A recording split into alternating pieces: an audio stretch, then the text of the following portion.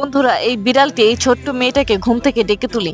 মেয়েটি ঘুম থেকে উঠে বিড়ালটিকে যখনই জড়িয়ে ধরে তখনই তার মনে পড়ে যে আজ তার জন্মদিন। তাই সে তাড়াতাড়ি করে নতুন জামা জুতো পরে আয়নার সামনে যায় একটি ট্যাপ নিয়ে ইউটিউব দেখে চুল বাঁধার জন্য, এবং সে ইউটিউবে নানা ধরনের টিউটোরিয়াল দেখতে থাকে চুল বাঁধার। আর তার মায়ের কথা মনে করতে থাকে যে তার মা তার চুল আগে কত সুন্দর করে বেঁধে দিত, কিন্তু সে কোনোভাবেই তার মাথার চুল বাঁধতে পারে না, কারণ তার মাথার চুল অনেক বেশি কোঁকড়ানো ছিল। ঠিক ওই সময় তার বাবা বাড়িতে আসে এবং তাকে এই অবস্থায় দেখে প্রচুর পরিমাণে রাগ হয় এবং তাকে তাড়াতাড়ি করে আবার আগের মতন করে নিয়ে আসে আর তাকে টুপি পরিয়ে দিতে চায় এবং বলে তাকে এসব চুল বাঁধার দরকার নেই।